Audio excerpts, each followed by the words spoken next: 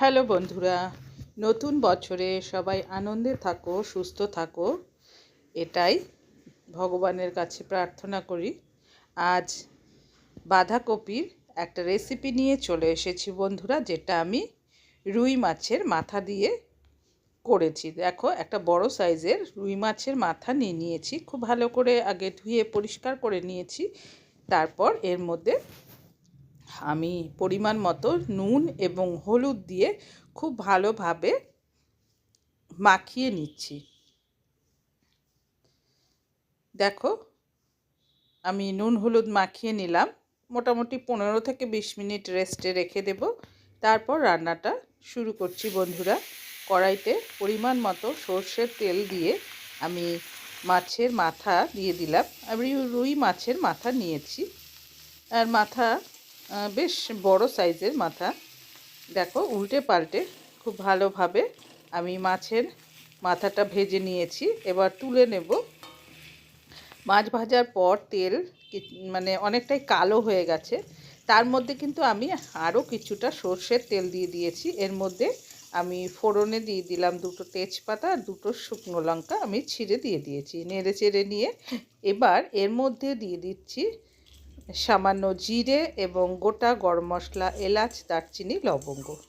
খুব ভালোভাবে কয়েক সেকেন্ড নেড়ে চেড়ে ফোড়ন দিয়ে নিলাম।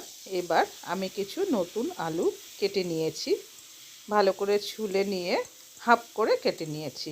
আলুগুলো দিয়ে এবার নেড়ে চেড়ে নিচ্ছি। দেখো বন্ধুরা, আমি একটা বাঁধাকপি গোটা কেটে নিয়েছি।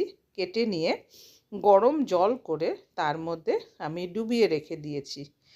কফিতে প্রচুর পরিমাণে সার দেওয়া হয়, তাই অবশ্যই কফি কিন্তু গরম জলে ভাপিয়ে নিতে হবে, নয়তো আমি যেভাবে গরম জল করে তার মধ্যে ডুবিয়ে রেখে দিয়েছিলাম কিছুক্ষণ, সেভাবে করে নিতে হবে। দেখো, এবার আলু বেশ কিছুটা ভেজে নিয়ে তারপর গোটা বাঁধাকপি জল থেকে তুলে আমি দিয়ে দিয়েছি।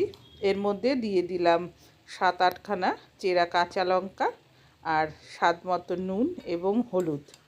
এবার খুব ভালোভাবে আমি সমস্তটা নেড়ে চেড়ে নেব।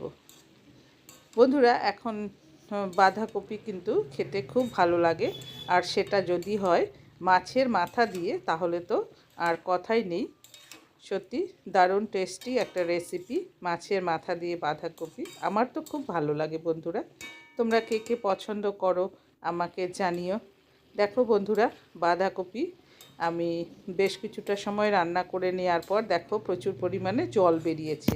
এতে কিন্তু আর জল দেওয়ার প্রয়োজন হবে না। এই যে জল বেরিয়েছে বাঁধাকপি থেকে, সেই জলেই কিন্তু রান্নাটা হয়ে যাবে। আমি ঢাকা দিয়ে রান্নাটা করে নেব।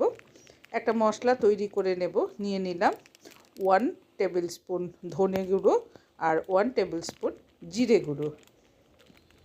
এর মধ্যে এবার জল দিয়ে আমি গুলে নেব। দেখো, আমি জল দিয়ে গুলে নিয়ে এবার মশলা আমি দিয়ে দিচ্ছি। মশলা দিয়ে ভালো করে নেড়ে চেড়ে নেব। বাঁধাকপি কিন্তু আমার অনেকটা ভাজা হয়ে গেছে। দেখো, এখন কিন্তু আর আগের মতো জল দেখা যাচ্ছে না। আর দিয়ে দিলাম 1 টেবিল স্পুন আদা বাটা। আদা আমি পাটায় বেটে নিয়েছি। দেখো, মশলা দিয়ে আমি খুব ভালো করে এবার নেড়ে চেড়ে নিচ্ছি।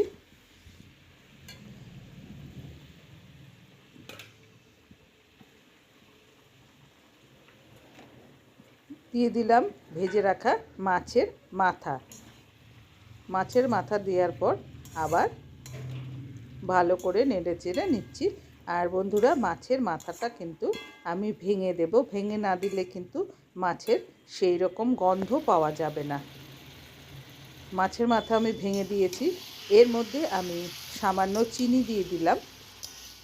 তোমরা যদি চিনি দিতে না চাও তাহলে স্কিপ করতে পারো। দেখো, মাছের মাথাটা আমি ভালো করে ভেঙে দিয়েছি। নেড়ে চেড়ে রান্নাটা করে নিচ্ছি। আর বন্ধুরা, যে জলীয় ভাবটা ছিল সেটা কিন্তু আমি শুকিয়ে নেব।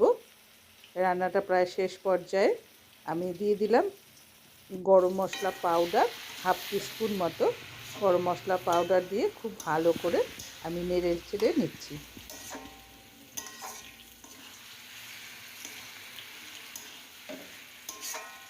বন্ধুরা, রান্না প্রায় শেষ পর্যায়ে।